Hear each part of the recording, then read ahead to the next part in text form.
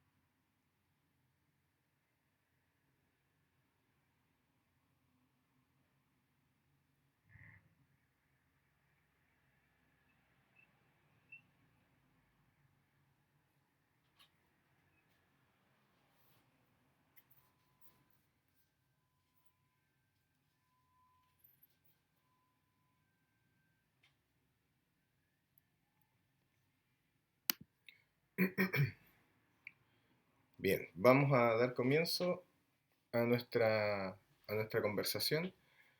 Como ven, tienen silenciados los micrófonos, sin embargo, si alguno de ustedes desea intervenir con micrófono, puede levantar la mano y así cedo la palabra, ya que el tema que voy a compartir hoy día es para mi gusto bastante interesante. De hecho, ayer compartí a través de las redes sociales qué temas les gustaría tratar y varias personas se refirieron a lo mismo, así que me pareció apropiado preparar una presentación para que eh, mantengamos nuestros conocimientos actualizados.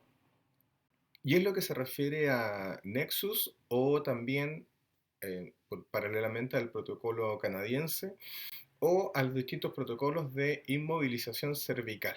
Bien, es un tema que hemos conversado varias veces, pero muchas veces lo tratamos desde la perspectiva de que no hay que demorar la atención o el traslado por inmovilizar la columna cervical cuando no corresponde. Entonces siempre queda un poco desplazado el tema de la inmovilización cervical y algunas personas creen incluso que no hay que detenerse en eso, que no hay que hacer la inmovilización cervical, por ejemplo cuando se hace atención de trauma con hemorragias exsanguinantes que ponen en riesgo la vida. Entonces el tema aquí vale la pena hacer una aclaración. Cuando uno dice que no hay que demorar la atención por la inmovilización cervical, no estamos diciendo que no hay que hacer la inmovilización. Bien, no es que la inmovilización cervical sea contraindicada o que sea algo que no corresponde, No, lo que se dice es que hay que definir el criterio adecuado para cuándo sí y cuándo no hacer la inmovilización cervical. De lo contrario, si esto fuera ya definitivamente contraproducente, no se seguiría enseñando. Y las tecnologías, de hecho, no seguirían avanzando. Hoy día nosotros encontramos en el mercado una amplia variedad de dispositivos para inmovilizar en la columna cervical. Ahora, la inmovilización también es un concepto que es discutible porque por un lado podemos decir inmovilización cervical, o sea, que no se pueda mover, que quede rígidamente limitado el movimiento, o restringir su movimiento, ¿ya? Que parecen sinónimos, pero restringir el movimiento significa darle cierto rango de movimiento y por otro lado inmovilizar significa que quede fijo. Entonces, el concepto, como ven, todavía se está discutiendo, conversando, definiendo. Hay argumentos que valían uno u otro concepto y así como hay argumentos que valían una u otra tecnología y a su vez argumentos que valían uno u otro protocolo. De hecho, si revisamos dentro de los dispositivos de atención que tenemos, uno de los que muchas veces encontramos es ¿ven? Que se vende en el mercado como collarín cervical táctico, ¿bien? Recordemos que lo táctico se refiere a una manera de hacer las cosas, no es que sea militar. Y tiene la ventaja de que es flexible, ¿bien? Y es de rápida instalación porque no es necesario hacer las mediciones. En realidad se pone de esta manera y tenemos el velcro de sujeción. Entonces, como ven, es un dispositivo muy rápido, pero a su vez también, en una ocasión me tocó de alumno, ¿cierto? Yo como alumno en una certificación, tener un compañero carabinero que me decía que incluso con un jockey se podía hacer esto fue hace mucho tiempo, ¿sí? Que con un jockey se podía hacer una inmovilización cervical, claro, porque se pone de esta manera y el vendaje lo fija y de esa manera cuidamos que producto del trauma y el desplazamiento no vayamos a generar una nueva lesión cervical. Bueno, el tema está en que por qué es importante discutir respecto a la restricción de movilidad cervical o la inmovilización cervical, porque existen distintos protocolos que hablan sobre reducir el riesgo de lesión cervical por la inmovilización, pero no muchos hablan de cuán eficiente es el protocolo de inmovilización cervical. ¿Y a qué me refiero con eficiente? Me refiero a que una cosa es no retrasar, ¿cierto? El tiempo de traslado del paciente por la inmovilización cervical y en el fondo lo que estamos diciendo es que esta persona no tiene riesgo de lesión medular al momento de decidir no hacer la inmovilización, pero cuando llega al servicio de urgencia hay que ver en el fondo si es que hay que hacer imagenología, si es que hay que hacer radiografía, resonancia o tomografías para ver si hay lesión cervical. Entonces, en teoría, debería haber una consistencia entre el protocolo que define que no voy a hacer la inmovilización cervical en prehospitalario con la decisión de pedir imágenes para el diagnóstico definitivo de lesiones medulares cervicales. Y ahí aparecen tres protocolos que son los que ven usted aquí en la presentación, que son, bueno, el protocolo de Maine, ¿ya? Del Servicio de Emergencias Médicas de Maine, el protocolo o la regla canadiense, bien, de control espinal cervical, y el Nexus, que en el fondo es el acrónimo de un concepto extenso que está escrito acá, que en el fondo es un protocolo para definir cuándo utilizar el estudio de radiografías para los pacientes que han tenido lesiones traumáticas que no hacen sospechar de lesión medular cervical. O sea, en estricto rigor debería haber una consistencia entre el prehospitalario y el servicio de urgencia sobre cuándo definir que una víctima tiene o no riesgo de lesión medular cervical. Y ahí aparece este protocolo Nexus, que es muy interesante y es lo que incluso se recomienda en muchas guías clínicas hoy día de cuándo proceder con esta aplicación del collarín cervical, vamos a decirlo en términos simples.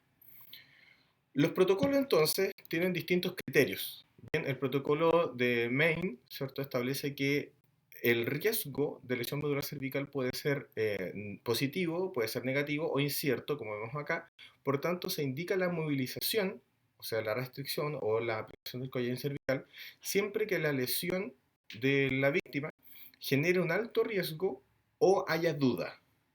O sea, hasta por si acaso vamos a poner el collarín cervical. Y solamente se va a descartar su necesidad cuando no existe riesgo, de acuerdo a la historia de la lesión. Eso es lo que indica el protocolo de emergencias médicas o el protocolo de servicios de emergencias médicas de Maine. Posteriormente, la regla canadiense ya especifica y explicita algunos mecanismos de lesión que si nosotros los encontramos, vamos a decidir que vamos a hacer la inmovilización cervical, pero si no están presentes, vamos a descartar la aplicación de un collarín o de inmovilización cervical. Entonces los explicita, los vamos a ver a continuación. Y luego nuestro Nexus, ¿bien? Que es un algoritmo que permite incluso decidir si voy a inmovilizar y pedir radiografía en el servicio hospitalario o si definitivamente no fue necesaria la inmovilización, tampoco debería ser necesaria aplicar los exámenes de imagenología. Los algoritmos entonces los tenemos acá. Bien, según el protocolo del Servicio de Emergencias Médicas de Maine, vamos a inmovilizar a todo paciente que tenga sospecha de lesión cervical basado en los síntomas y en el mecanismo de la lesión, de acuerdo a estos criterios. El paciente es poco fiable, o sea, cuando llego a la escena, me encuentro con un paciente del cual yo no me puedo confiar de lo que me relata, de lo que sucedió, de lo que otros me dicen, o sea, ¿puedo confiar o no puedo confiar en lo que estoy observando cuando llego a la escena? Si el paciente es poco fiable, o sea, si yo desconfío del paciente, la indicación de Maine es inmovilizar, ¿ok? En cambio, si no es poco fiable, o sea, si yo confío en el paciente, no voy a decidir inmovilizar todavía y voy a pasar a esta pregunta. ¿La víctima presenta lesiones que pueden distraer su atención? O sea, tiene una fractura expuesta evidente que puede que la víctima esté más pendiente de eso o los demás rescatistas estén pendientes de eso o yo mismo puede que me confunda por una fractura externa o una amputación u otros factores que distraen la atención de la lesión, de la potencial lesión cervical. Bueno, si hay lesiones que distraen, la recomendación de Maine es sí, inmovilice, porque probablemente no está detectando los síntomas o probablemente yo no estoy estudiando bien las características del paciente. Entonces, si hay distracciones, inmovilice. Si no hay distracciones, pasamos al siguiente nivel, que es la víctima presenta alteraciones motoras o sensitivas en la exploración, es decir, cuando estoy haciendo la evaluación primaria, cuando estoy examinando la observación, la exploración clínica, observo que hay lesiones, alteraciones motoras o sensitivas. Si la respuesta es sí, o sea, si hay algo evidente, ¿cierto? Que hay una lesión importante que hace que yo no pueda mover mis extremidades o que la sensibilidad de las extremidades, la parestesia u otros síntomas aparecen, bueno, si aparecen estos hallazgos, sí se inmoviliza. Pero si no aparecen, pasamos al siguiente nivel. ¿Hay dolor? ¿Presenta dolor en la región cervical? Si hay dolor, se inmoviliza. Si la respuesta es que no hay dolor, entonces no se inmoviliza. Por ende, yo, según el protocolo de servicio de emergencias médicas de Maine, yo, si encuentro que el paciente me da confianza, no hay lesiones que distraen, no hay alteraciones motoras sensitivas y no hay dolor cervical, no debería inmovilizar. En cambio, si aparece alguno de estos criterios como positivo, sí se inmoviliza.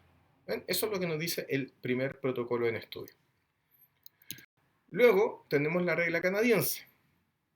Esta es un poco más detallada. Bien, la regla canadiense nos habla de partamos de la base que el paciente que vamos a ver es un paciente con trauma cerrado, tiene una escala de Glasgow buena, o sea, tiene un nivel de conciencia buena y está estable. Si el paciente que yo llego a la escena y el paciente tiene estas características, o sea, tiene un trauma cerrado, está alerta y está estable, aplico la revisión del protocolo. Pero si no se da esta condición, O sea, no está estable, no tiene un Glasgow de 15, o sea, tiene menor a 15, y tiene un trauma que no es cerrado, si no se da esta condición, se inmoviliza. Se inmoviliza y probablemente después se pida radiografías o imagenología. Pero si se da esta condición, tengo que decidir si inmovilizo o no inmovilizo. Entonces, si se da esta condición, lo primero que reviso es que si hay factores de alto riesgo que requieran imagenología. Si yo pienso que el paciente puede requerir imagenología, entonces debe requerir inmovilización cervical. ¿Cuáles son estos criterios? Pacientes mayores de 65 años, tiene parestesia en extremidades. ¿Qué es lo que es la parestesia? A ver, la parestesia vamos a entender en algo bien simple. Si alguna vez ustedes han dormido, ¿cierto?, en la noche y al día siguiente despertaron y se dieron cuenta que durmieron toda la noche sobre su brazo, empieza una sensación de hormigueo en el brazo. ¿Bien? Eso es parestesia. Eso es parestesia. No es lo mismo que una paresia o una parálisis. Parálisis es no poder mover. Paresia es mover con debilidad. Parestesia es esta sensación de hormigueo, de electricidad. Es lo que sienten las víctimas de lesiones medulares al momento de tener el trauma. Ellos relatan, declaran, ¿cierto?, tener una electricidad que les corre por las extremidades. Bueno, si es un paciente mayor de 65 años o presenta parestesia de extremidades o el mecanismo de lesiones de alto riesgo, un choque de alta velocidad, un volcamiento, algo que es muy desde el punto de vista de la física o la cinemática del trauma, es muy consistente con posibles lesiones importantes. Bueno, si se encuentran estas características, lo más probable es que el paciente requiera de examen imagenológico y por ende también requiere de inmovilización. Entonces, si es sí, vamos a inmovilizar, probablemente después se pidan radiografía. En cambio, si es no, si descartamos esto, pasamos a la opción de factores de bajo riesgo que permiten una evaluación segura de la movilidad de la columna. O sea, hacemos algunas pruebas acá. Primero revisamos si es que la colisión, por ejemplo, es posterior simple de un vehículo motor, o sea, un choque por alcance de atrás, ¿cierto?, que genera esta sensación de latigazo o este efecto latigazo. Si el paciente puede permanecer sentado en una sala de espera, si usted se imagina que el paciente está en una condición en la cual puede estar en una sala de espera. Si el paciente puede caminar o ha caminado después del evento o el accidente, ¿bien? Si el paciente tiene dolor cervical tardío, o sea, ocurrió el evento, usted llega al rato después y dice que al momento no tenía molestias, pero que ahora sí está empezando a molestar.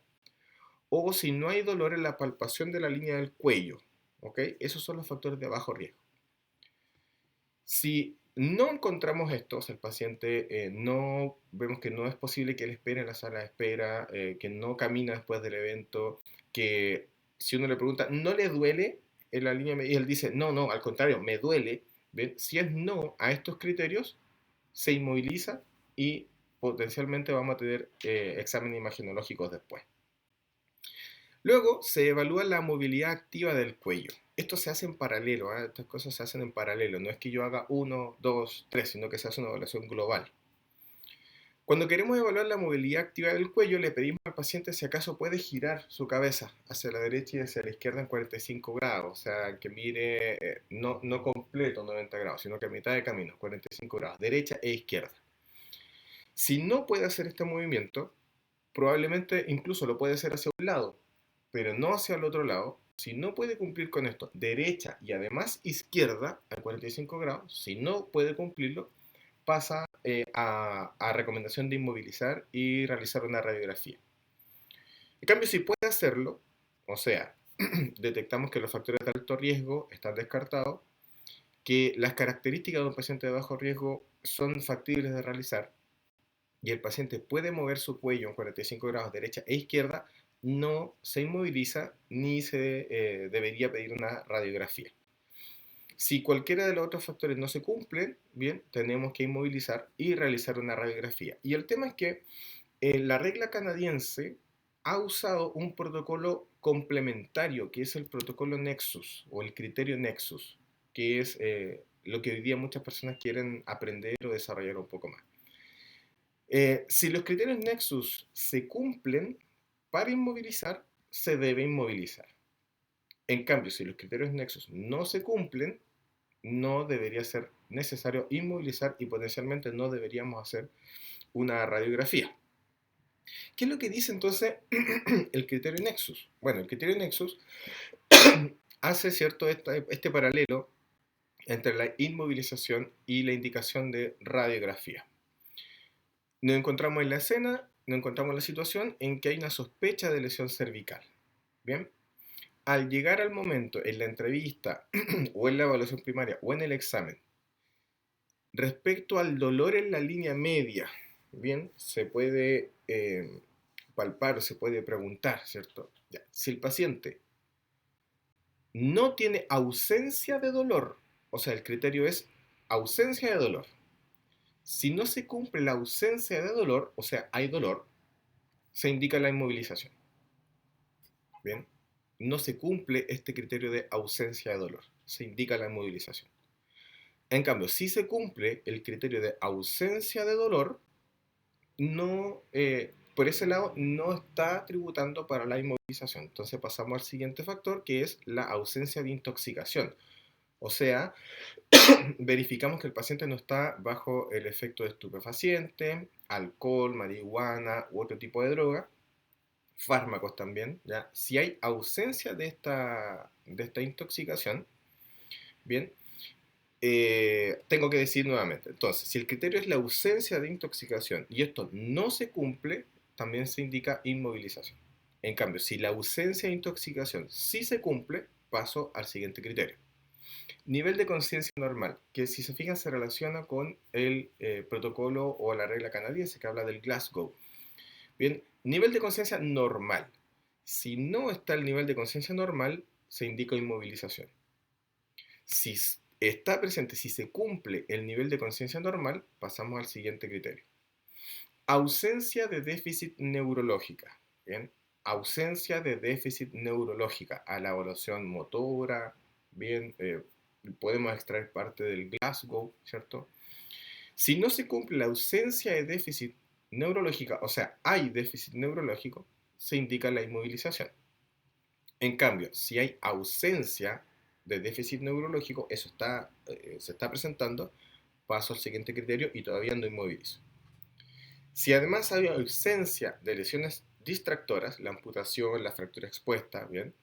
Si no encontramos que se cumple esto, o sea, hay alguna lesión distractora, se inmoviliza, pero si efectivamente hay ausencia de lesiones distractoras, no se inmoviliza. Como ven, el protocolo MAIN también se asocia con esto, pero es más general. Entonces, la pregunta hoy día es si vale la pena hacer la regla canadiense o el criterio Nexus. Y en realidad hay personas que deciden hacer ambos, hay personas que no están de acuerdo con ninguno de los dos, hay personas que apuestan por uno versus el otro. Pero, ¿qué hacemos nosotros? Pues la pregunta finalmente es, ¿qué hacemos cuando nos encontramos en la situación? El tema está en que Nexus nos agrega una variable que es el criterio para realizar una radiografía. O sea, nos está diciendo que si el prehospitalario consideró que la víctima no necesitaba tener una inmovilización cervical, en estricto rigor no debería ser necesario hacerle radiografía, resonancia o tomografía, porque se supone que no hay riesgo. En cambio, si el prehospitalario considera que sí es necesario inmovilizar, debería también ser necesario hacer imagenología. Y ese es el tema que se está discutiendo hoy día. O sea, si los criterios Nexus se basan en el dolor a la sensibilidad en línea media, la ingesta de estupefacientes, la alteración de la conciencia, el déficit neurológico focal en brazos, piernas, en algún lugar específico, y la lesión traumática distractora, el criterio para el uso de radiografías o imagenología debería ser el mismo. Por tanto, la radiografía de columna cervical se va a indicar para pacientes con trauma de cuello, a menos que cumpla todos los siguientes criterios. O sea, no hay dolor en la línea media, no hay intoxicación, no hay déficit neurológico, no hay lesiones dolorosas que distraen y el nivel de alerta está normal. Fíjense lo relevante de esto, porque articula el sistema de urgencia-emergencia prehospitalario con el sistema de urgencia-emergencia hospitalario. Y es aquí donde muchas veces se generan los conflictos, cuando el prehospitalario entrega al paciente, a la víctima, a la persona, al hospital, muchas veces hay discusiones por que falta aunar criterio. Entonces, Nexus nos está diciendo que debiéramos conversar en el mismo lenguaje y con los mismos criterios en el prehospitalario y en el hospitalario respecto a la lesión cervical, al riesgo de daño medular cervical. Ahí está el tema entonces de por qué es tan importante seguir revisando esto. ¿Ya? ¿Qué es lo que nos dice la evidencia? ¿Ya? Yo estoy viendo aquí el computador, estoy viendo celular, entonces estoy aprovechando de ver si es que hay preguntas. De momento me imagino que va quedando todo claro porque no hay preguntas. Ya veo que está todo claro, perfecto. Sí, después, respecto al protocolo, a la gráfica, los algoritmos, se los voy a compartir, así que no se preocupen por eso, voy a dejar esta presentación a disposición para que lo puedan ver. Bien, bueno, del punto de vista de la salud pública, nosotros los que hacemos, los salubristas, los que hacemos salud pública, nos preocupamos mucho de cuántas personas se ven afectados por uno u otro evento, cuál es la capacidad de respuesta que tiene el sistema de salud ante estos eventos, y cuánto cuesta, ¿bien? ¿Cuánto cuesta esto? Porque finalmente un proveedor prehospitalario, un dispositivo de salud, una tecnología, se tiene que costear, se tiene que financiar, está asociado a un costo en dinero. Y esto para que funcione tiene que costearse o tiene que pagarse. Entonces cuando hablamos de eficiencia, lo que nosotros buscamos es elegir cuál es la mejor estrategia que resuelva el problema de la población pero que no me deje sin solución otros problemas de salud. Por tanto, la plata, el dinero, se tiene que repartir de manera eficiente. Y cuando vemos que la estadística nos dice que más de 13 millones de pacientes presentan riesgo de sufrir una lesión de columna cervical cada año, esto es un estudio que se hizo en América del Norte, específicamente en Estados Unidos y Canadá, cuando vemos que 13 millones de pacientes presentan riesgo de sufrir lesión de columna cervical cada año, definitivamente hablamos de un problema de salud pública. Pero también sabemos que muy pocas personas de todo esto que tuvieron riesgo realmente tienen el daño de lesión medular cervical. Por tanto, tenemos una alta demanda, ¿cierto? Muchas personas que necesitan ser efectivamente atendidas por lesiones que ponen en riesgo la columna cervical, pero los que realmente tienen el daño son muy pocos. Por ende, esperar a que la radiografía determine si vale o no la pena hacer una intervención quirúrgica, por ejemplo, de columna cervical, significa que es un gasto demasiado alto para lo que realmente se necesita. O sea, si todos los pacientes fueran inmovilizados con collarín cervical y llegaran al servicio de urgencia y todos pasaran a imagenología, veríamos que muy pocos realmente necesitaban esa placa radiográfica. Además, la persona cuando le ponemos el collarín cervical genera un estado de ansiedad, esta sensación de estar oprimido, ¿verdad? E inmediatamente piensa que tiene riesgo de tetraplegia o hemiplegia o cuadraplegia o, digámoslo en simple, tiene miedo de quedar en silla de ruedas. Entonces, todo ese tiempo que está con la inmovilización cervical y saber que se va a ir a sacar una radiografía para saber si va a volver a caminar, genera un estrés, un nivel de ansiedad que es contraproducente a la atención del paciente porque además su mente está distraída en eso. Entonces vale la pena revisar si los criterios que estamos definiendo para inmovilizar y pedir radiografía son consistentes. Una buena guía de decisión clínica que se base en estudios de calidad permite tomar decisiones basadas en evidencia, permite tomar decisiones que no deberían estar equivocadas, porque la evidencia lo avala. Y la evidencia nos dice que la regla canadiense sirve y que el protocolo Nexus sirve. Y además, específicamente respecto al protocolo Nexus, se habla de que este criterio, este algoritmo de decisión es altamente sensible. O sea que es muy bueno para detectar, ¿cierto?, cuando existe un riesgo. Vamos a hablar un poco de eso, ¿bien? Habla de una sensibilidad del 99,6%. O sea que de 100 pacientes, casi 100 fueron bien detectados entre si había o no había riesgo de tener una lesión. Es decir, de cada 1000 pacientes, 996 fueron bien detectados de acuerdo al Nexus. Específicamente bien detectados para determinar si había riesgo de lesión. Y además habla de una especificidad del 12,9%, o sea que de cada 1000 pacientes, 129 pacientes de verdad con el criterio Nexus dijo, no, no te preocupes, está descartado, no hay riesgo. Eso es lo que nos dice el primer estudio de Nexus. Lo que se ve fantástico, se ve muy muy bueno el protocolo, es una muy buena herramienta de categorización. Como dije, esto habla sobre la evidencia, ¿bien? Nosotros tomamos decisiones en base a lo que está documentado. Con esto, nosotros vemos que sí podríamos tomar una decisión que sea además financieramente provechosa, porque nos permitiría ocupar recursos de radiografía en otras personas que sí necesitan esta atención y todas estas personas que actualmente están sometidas a la ansiedad o al estrés de hacerse la imagenología no deberían pasar por ahí.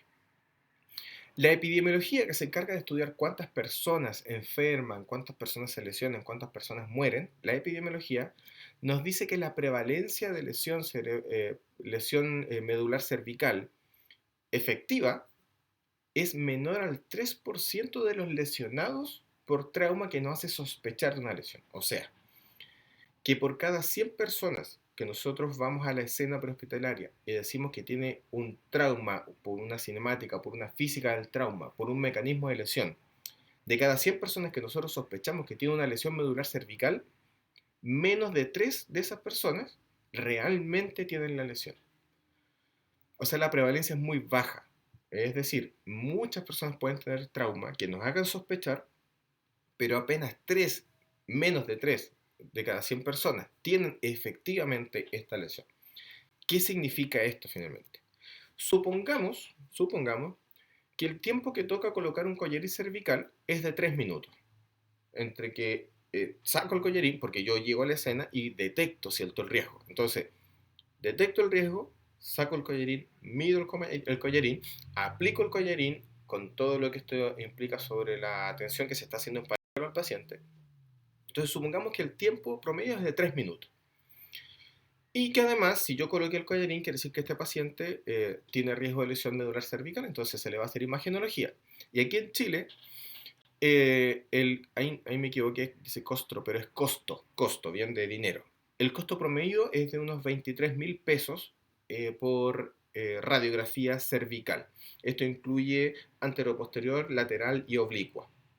Hay otro tipo de radiografía que es dinámica, la que se pide al paciente que extienda y flecte el cuello, pero aquí estoy refiriéndome a la anteroposterior, o sea, los rayos que vienen del frente hacia atrás para ver de frente la columna cervical, lateral, es decir, el rayo viene desde el lado para ver de costado, ¿cierto? Si es que hay lesión, y oblicua, diagonal. Entonces ese es el costo promedio, 23.000 pesos chilenos. Para quienes nos ven desde sus respectivos países pueden hacer la transformación para que saquen una relación más o menos de costo. Bien, eso significa que si yo atiendo 100 víctimas de trauma, el costo innecesario se puede calcular fácilmente en tiempo y en dinero. Vamos a ver primero en tiempo. Si yo me demorara 3 minutos por cada paciente, por cada 100 pacientes, yo me estoy demorando 300 minutos. O sea, por cada 100 atenciones, yo como proveedor prehospitalario ocupé 300 minutos en poner el collarín cervical, lo que viene a ser 5 horas. O sea, si yo saco el tiempo por cada una de mis atenciones, ocupé 300 minutos solo en poner el collarín cervical. Cuando en realidad la epidemiología nos dice que solamente 3 de estos 100 pacientes va a tener una lesión. Lo que en realidad me debería significar un tiempo de 9 minutos que estoy ocupando para poner realmente el collarín cervical en quien corresponde. Si lo llevamos a dinero, si cada radiografía vale 23.000 pesos chilenos, en 100 pacientes estoy gastando 2.300.000 pesos. Que esto sale del presupuesto del sector público, que es impuestos que pagamos. En cambio, por epidemiología, como yo sé que solo 3 de cada 100 pacientes tienen esta lesión efectivamente, yo podría gastar 69.000 pesos chilenos.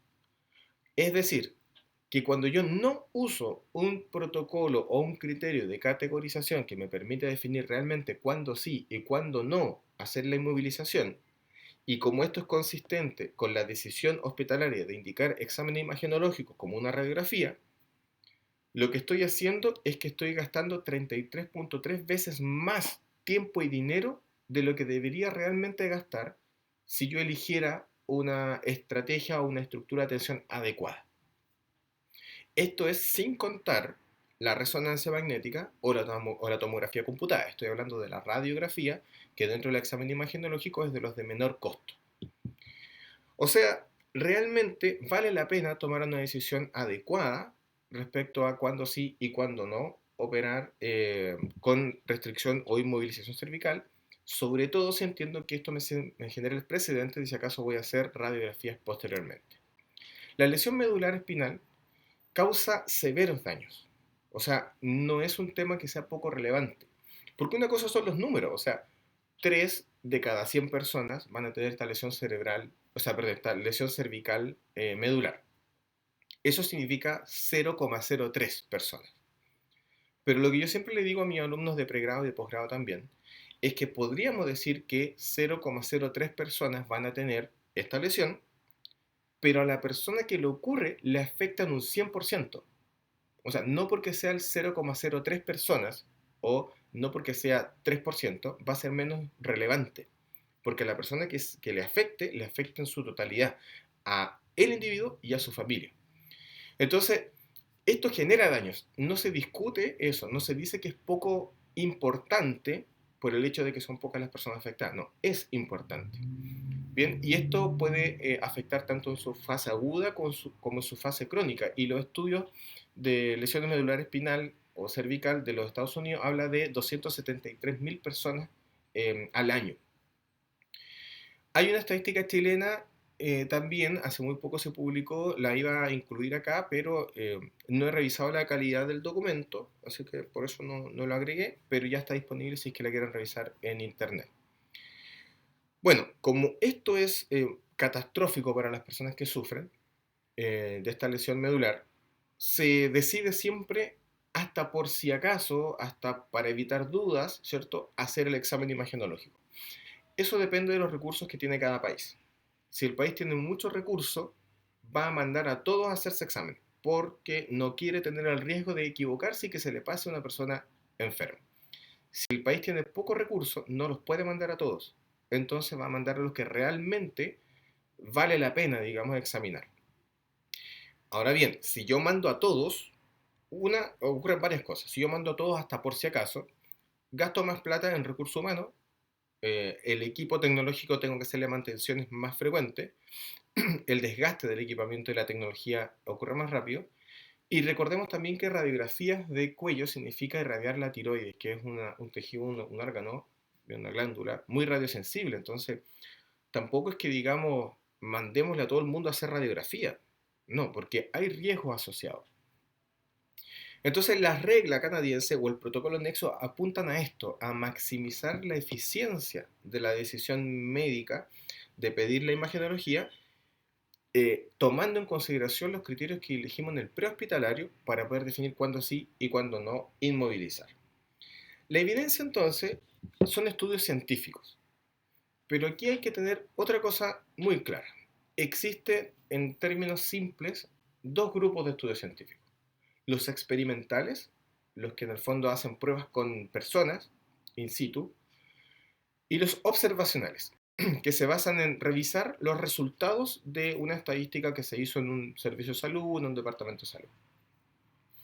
De ahí entonces vienen además estudios primarios, que son cuando, por ejemplo, yo decido investigar un tema y genero datos, y supongamos que algunos de ustedes, por sus respectivas ciudades o países, también hacen estudios y generan datos.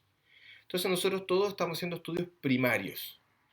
Pero también existen los estudios secundarios. Los estudios secundarios son aquellos que toman nuestros estudios, o sea, es un estudio de estudios, y verifican la calidad de estos estudios. Y ahí aparecen las revisiones sistemáticas. Las revisiones sistemáticas son metodologías de evaluación de la calidad de las investigaciones, donde dicen, este investigador cometió tales errores de selección de muestra, o no consideró este factor, o calculó mal, o el indicador que decidió usar no es el adecuado.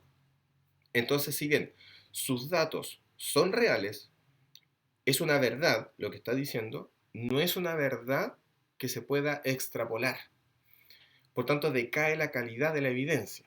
Entonces, cuando yo veo un artículo, veo una evidencia, veo en internet una recomendación y que presenta números, probablemente esos números son ciertos, pero qué tan bien hecha está la investigación. Entonces, Nexus y la regla canadiense hoy día se están revisando en ese sentido. La evidencia dice una cosa, pero veamos qué tan buena es la evidencia. Y en general, los datos epidemiológicos que comparan técnicas se basan en indicadores de sensibilidad, especificidad, valores predictivos positivo y negativo y coeficientes de verosimilitud positivo y negativo.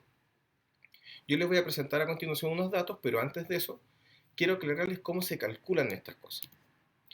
Lo que vemos acá, esta tablita que está acá, es un instrumento que se llama tabla de contingencia, ¿ok? Tabla de contingencia.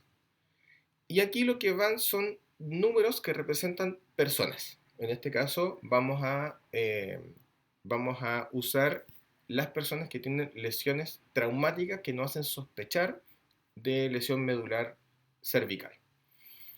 Entonces aquí van todas las personas. A más B más C más D son todas las personas que hemos atendido. Y compara un test con un gold standard. Y en este caso, el test va a ser el Nexus o el test va a ser la regla canadiense. Y el gold standard es la que tiene la verdad. Y en este caso, ¿quién creen ustedes que aporta el dato real? ¿Quién aporta la verdad? Quiero ver acá qué comentan. A ver. El paciente, dice alguien acá. Viene el paramédico porque es el primero que está en la escena. Okay. El médico, dice acá.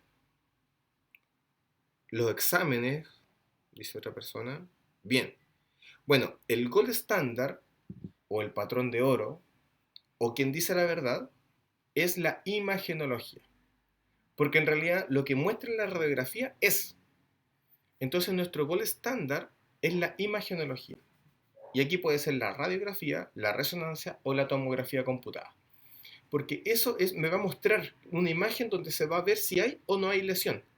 Entonces, cuando se comparan técnicas de evaluación, se compara un test con el gold estándar.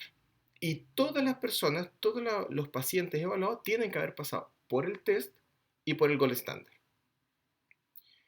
Bien, ¿qué es lo que vienen a ser las letras? A, que es el que está en este primer cuadrante, se refiere a los verdaderos positivos. ¿Cuáles son los verdaderos positivos? Es la parte de las personas que, según el test, por ejemplo, según Nexus, o según el criterio canadiense, dice que sí debe tener riesgo, sí debe tener la lesión medular cervical. Entonces, cuando el test dice que sí hay riesgo y este coincide con la radiografía que dice que efectivamente había riesgo, había una lesión, perdón, lo que tenemos es un verdadero positivo, porque el test dijo aquí hay lesión y la radiografía dijo efectivamente hay lesión, verdadero positivo.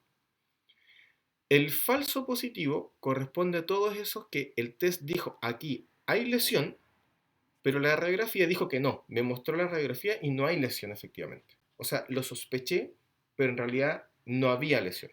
Por eso se llama falso positivo, porque salió positivo al test, pero el gold estándar lo descartó. En la letra C tenemos el falso negativo, o sea, Nexus o el criterio canadiense dijo, no, aquí no hay riesgo, por tanto no voy a inmovilizar. Bien, dijo que no había riesgo. Pero al llegar al centro asistencial se hace la radiografía y sí había lesión. O sea, el test dijo, no hay lesión, así que no voy a inmovilizar, pero en realidad sí había lesión. O sea, fue malamente descartado, por tanto es un falso negativo.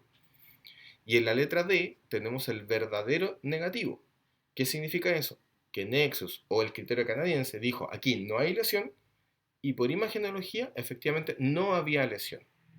¿Listo? Entonces ahí tenemos verdadero positivo, falso negativo, verdadero negativo. A más B vienen a ser todos los sospechados, ¿bien? O sea, todos los que sospechó el test. Todos los sospechados por Nexus o por el criterio canadiense. C más D vienen a ser todos los descartados por el test. Todos los descartados por Nexus y el criterio canadiense. A más C son todos los efectivamente lesionados. O sea, todos los que por radiografía salieron que efectivamente tenían lesión. Y B más D son todos los no lesionados, o sea que por radiografía efectivamente no había lesión. Cuando yo junto estas variables y hago operaciones matemáticas, obtengo datos de epidemiología. Cuando yo pongo los verdaderos positivos sobre el total de lesionados, obtengo la sensibilidad. O sea que la sensibilidad es la probabilidad de pillar o de pesquisar a los lesionados. Verdaderos positivos sobre el total de lesionados. Cuando tomo yo los verdaderos negativos sobre el total de no lesionados, lo que tengo es la especificidad, o sea, la probabilidad de decirle a una persona no tiene lesión cuando en realidad no tiene lesión. ¿Ven? La especificidad entonces considera los verdaderos negativos sobre el total de no lesionados. Esto en el fondo dice que también estoy dando yo la indicación, la conclusión de mi evaluación al paciente y qué tanto riesgo tiene este paciente de que yo me haya equivocado. Bien, sensibilidad y especificidad. Por otro lado, cuando yo tengo el verdadero positivo sobre el total de sospechados, lo que estoy diciendo es que tan probable es que la prueba dé positiva cuando el paciente está lesionado. O sea, aquí estoy evaluando el screening, la técnica. Y eso se llama valor predictivo positivo.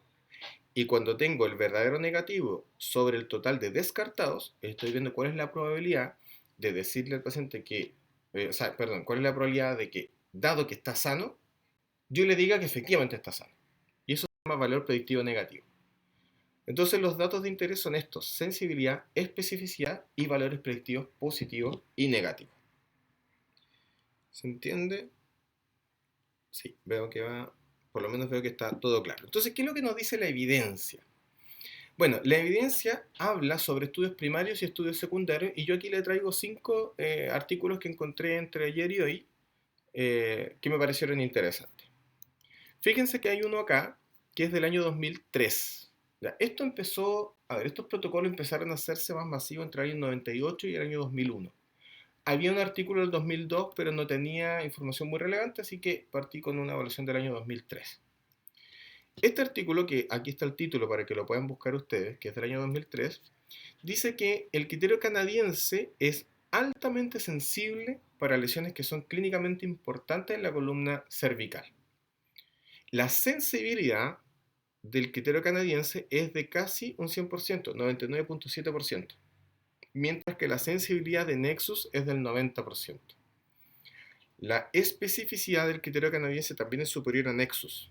O sea, en estricto rigor, lo que dice este artículo es que el criterio canadiense es mejor que el Nexus.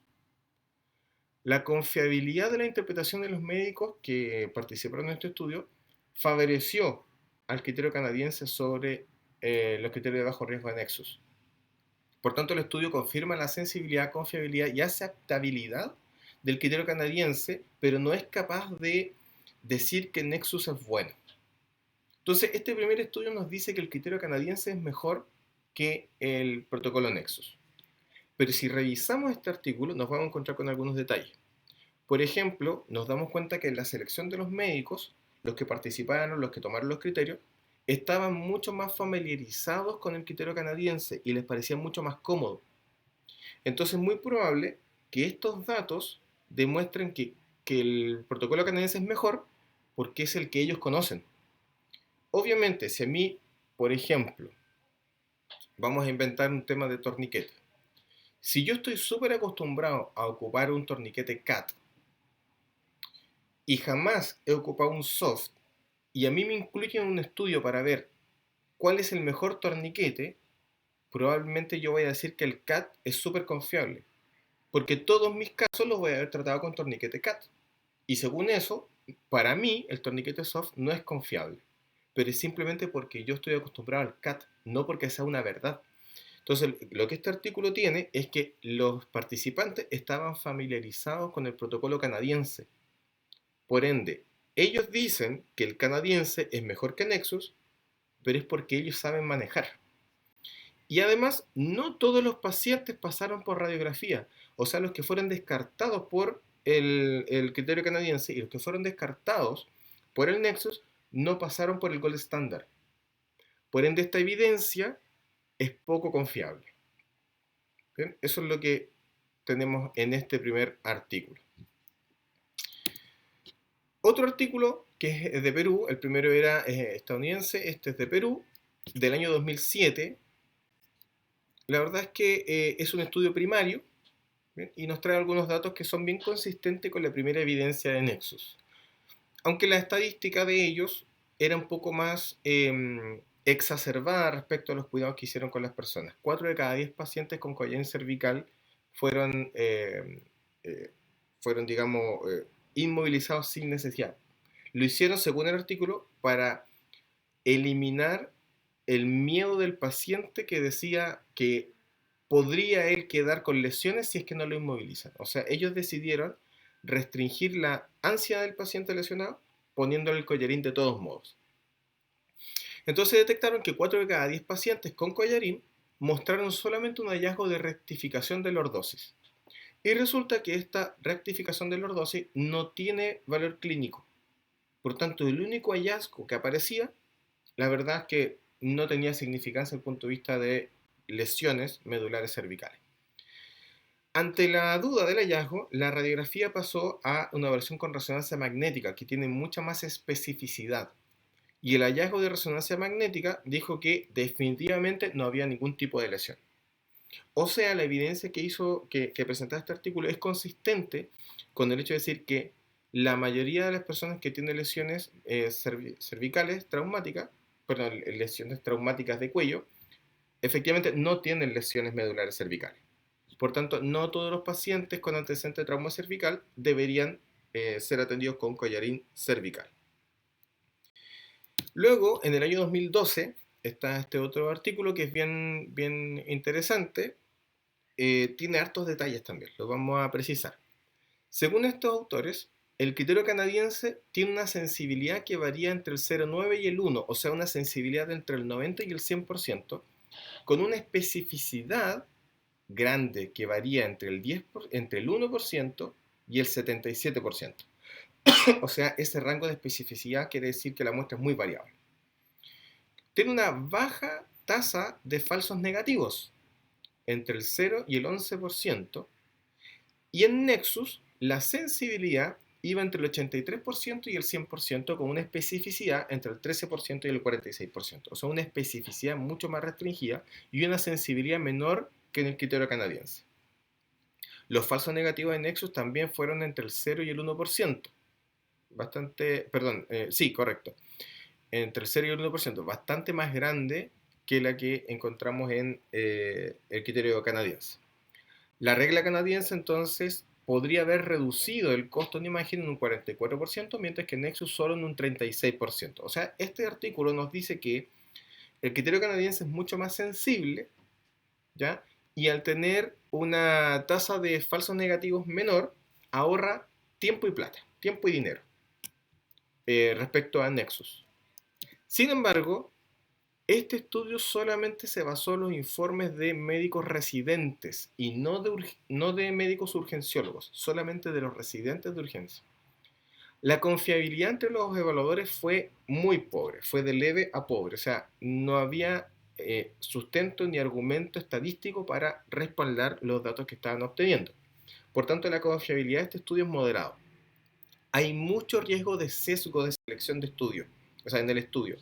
Es muy probable que los resultados, de manera inconsciente probablemente, estén dirigidos a que el criterio canadiense sea superior, también basado en la experiencia de los residentes. Y en estos estudios, que incluyó solamente 9 finalmente, de estos solo 6 pasaron por el gold estándar en todos los pacientes. En los otros estudios, porque estamos haciendo un estudio secundario, un estudio de estudios, como dice aquí revisión sistemática, dice que solamente 6 estudios pasaron por el gold estándar. Por tanto, en los otros 3 estudios, los pacientes descartados no pasaron por el gold estándar.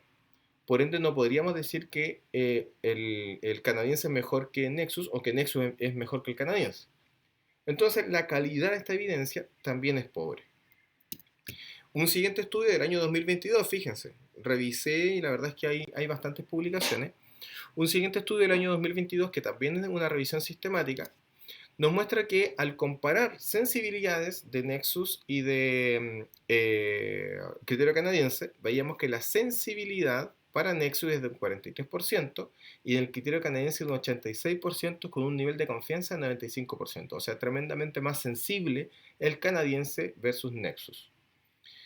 Mientras que la especificidad, bien, tenía un 96% para Nexus y un 94% para el criterio canadiense, con un nivel de confianza de 95%. Aquí está mucho más simétrico.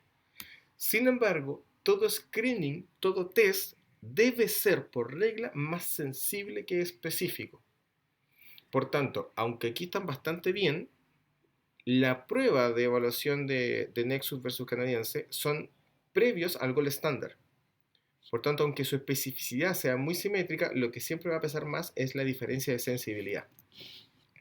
Según la puntuación de Haddad, que es una metodología de evaluación de calidad de evidencia, solo un estudio podría considerarse como una fuente de calidad. De todos los estudios que incluyó esta revisión sistemática, solamente uno podría considerarse de alta calidad.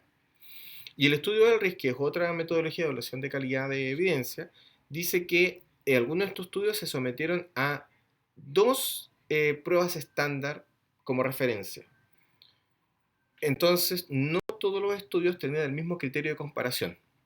Según los estudios incluidos, entonces, parece demostrarse que Nexus tiene baja sensibilidad, confiabilidad y aceptabilidad clínica, pero considerando la calidad de esta evidencia. Bien, o sea, nuevamente la apuesta va por el criterio canadiense por sobre Nexus. Finalmente, un estudio del año 2023 que incluye una revisión sistemática con un metaanálisis, o sea, dentro de los estudios observacionales, la mejor evidencia son las revisiones sistemáticas. Y dentro de las revisiones sistemáticas, las mejores son las que tienen metaanálisis. O sea, este es un estudio bastante potente. Y es del año 2023. En Nexus, la detección de pacientes con lesión medular cervical o espinal, ¿cierto? Cervical, clínicamente importante fue de 0.708. O sea, casi un 71% de capacidad de detectar la lesión. La sensibilidad y especificidad agrupadas para Nexus fue de casi un 90%, ¿ya? Y sensibilidad de casi un 90% y una especificidad de casi un 40%. O sea, dado el análisis estadístico de un metaanálisis, esto es un dato bastante confiable. La verosimilitud positiva para Nexus fue de 1.5 y la negativa fue de 0.25. ¿Qué significa eso? A ver, la verosimilitud positiva es la probabilidad de yo decirle a un paciente que está enfermo cuando en realidad está enfermo, ¿ok? O sea, es la probabilidad de que yo le diga, tienes una lesión medular cuando en realidad la tiene. La verosimilitud negativa se relaciona con la probabilidad de que yo le diga a un paciente que no tiene lesión cuando en realidad la tiene. Y el problema de eso es que cuando yo le digo que no tiene lesión, no pasa por imagenología. Entonces es bueno que la verosimilitud negativa sea baja. La razón de probabilidad diagnóstica de Nexus fue de un 5.9 casi. Bien, eso es para Nexus. En el criterio o la escala canadiense, la detección de pacientes con lesión es de casi un 0.8. O sea, es un poco más capaz, un poco más preciso, ¿no?, en su capacidad para detectar lesionados, el criterio canadiense por sobre Nexus. La sensibilidad es de casi un 100%, 0.99 casi. Y la especificidad de un 0.16. O sea, redondeando podría ser un 0.2. Por ende, si comparamos, también vemos que nuevamente el criterio canadiense es mejor que Nexus. La verosimilitud positiva fue de casi 1.2 y la negativa de casi 0.1. Y la razón de probabilidad diagnóstica de un 14.64. O sea, nuevamente el criterio canadiense parece ser mucho mejor. ¿Cuáles son las observaciones que encontraron en este estudio? Bueno, la selección de pacientes. Este estudio, cuando los investigadores, ¿cierto? Los investigadores que hicieron la revisión sistemática con el metaanálisis, tomaron todos estos estudios que hablaban de esta evidencia, ellos detectaron que las investigaciones primarias tenían un sesgo de selección de pacientes. O sea, muy probablemente trabajaron sobre pacientes donde la lesión cervical era evidente para aplicar el protocolo canadiense. Entonces parece ser que la selección de pacientes iba a sí o sí dar como ganador al criterio canadiense. Los demás artículos, aparte de estos,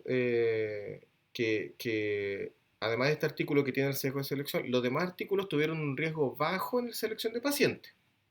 Eso le da un poco de credibilidad a esta información. En el campo de la prueba de índice hubo 2 estudios con alto riesgo de sesgo y todos los estudios fueron de bajo riesgo en la prueba de referencia. O sea, este estudio, que para mí es el más completo, bien, de los que yo seleccioné, aún así parece tributar a que la sensibilidad del criterio canadiense es superior al Nexus. Sin embargo, reconoce que todavía las pruebas tienen datos que son cuestionables. Porque la selección de pacientes, el tipo de prueba, el tiempo de duración de la prueba, los estudios posteriores, no dan justicia al comparar una técnica de evaluación respecto a la otra. Ok, entonces, ¿qué comentarios puedo agregar yo a esta revisión, que es una revisión en ningún caso exhaustiva, pero sí bastante actualizada? Yo lo hice entre ayer y hoy. ¿Qué comentarios puedo agregar? Bueno, existe alta probabilidad de generar costos excesivos en tiempo y dinero por aplicar restricción cervical a todos los pacientes de trauma. O sea, la evidencia es consistente con eso. Además, un criterio sistemático y protocolizado reduce el riesgo de costo innecesario. Claro, en ningún caso nosotros estamos diciendo que Nexus no sirve o que el criterio canadiense está falseado. No. Partimos de la base de que no todos los pacientes con trauma necesitan inmovilización y que tener un criterio de selección ordenado y sistemático reduce los costos. Eso es una verdad. La evidencia actual sugiere que el criterio canadiense parece ser mejor que el Nexus con protocolos adecuados para este propósito. Se sugiere. La reducción de tiempo y gasto de dinero favorece de todos modos el diagnóstico oportuno, o sea que nos demoremos menos en determinar si el paciente requiere una intervención mayor. Sin embargo, la evidencia que está disponible no tiene la calidad suficiente para poder preferir Nexus sobre canadiense, canadiense sobre Nexus, o incluso haber descartado los protocolos de servicio de emergencias médicas de Maine. Entonces la evidencia, si bien hay evidencia, la calidad de esta es cuestionable todavía. Por tanto, se deben realizar estudios de calidad para aportar evidencia que permita tomar decisiones adecuadas. O sea, el llamado es a seguir documentando, investigando y haciendo revisiones sistemáticas. De acuerdo a la evidencia actual revisada, por mí en este caso, y en un periodo corto, solo como referencia, el criterio canadiense presenta mayor sensibilidad que Nexus y su especificidad comparada es incierta. No podríamos decir cuál realmente es más específico que el otro. Ante esto se sugiere realizar estudios para construir un algoritmo combinado, o sea, la recomendación de quien les habla es que cuando atiendan a los pacientes de los eventos, usen el algoritmo combinado canadiense más Nexus. Hasta por lo menos, hasta que se construya evidencia sólida sobre sensibilidad, especificidad, valores predictivos positivos y negativos y coeficiente de similitud positivo y negativo, que orienten sobre una eventual superioridad de un protocolo respecto a otro. Pero en todos los casos, el análisis de estos protocolos deben considerarse como screening, no como gold standard. El gold standard es la imagenología en el hospital. Y por tanto, como serán considerados como screening, el llamado es a que apuntemos a los datos de sensibilidad, porque podemos caer en el error que si detectamos una especificidad superior entre uno y otro, prefiramos ese protocolo. Pero como buen screening, lo que aquí importa es la sensibilidad. Bien, entonces, el llamado es a seguir estudiando, generar evidencia, revisar la evidencia y por lo pronto en lo operativo y en lo práctico, de ser posible, apliquen ambos algoritmos combinados para garantizar el estado de salud de la víctima que espera que ustedes la atiendan de manera adecuada. Bien, eso es lo que les tenía preparado. Veo que dudas, a ver los comentarios. Aquí y acá. Bueno, veo que los comentarios son de que está claro, les parece interesante, muy bien. Sí, efectivamente, esta es una buena metodología de estudio para cualquier área. Yo podría hacerlo con nasofaringia versus orofaringia, podría hacerlo sobre tabla larga versus tabla corta, Podría hacerlo eh, con empaquetamiento versus torniquete, o podría hacerlo sobre empaquetamiento y compresión, sobre lo que sea. Lo que importa es que yo tenga bien definidas las variables y el propósito que quiero investigar para poder generar el indicador adecuado. Bien, como les decía, sí, la presentación la voy a compartir con los asistentes. Y bueno, veo que ha quedado bastante claro. Les agradezco todo su interés. Ya estamos en hora de almuerzo aquí en Chile, son las 1:30. Así que nada, un abrazo a todos, mucho éxito y espero vernos nuevamente en otra presentación. Que estén, ahí sí, que estén muy bien.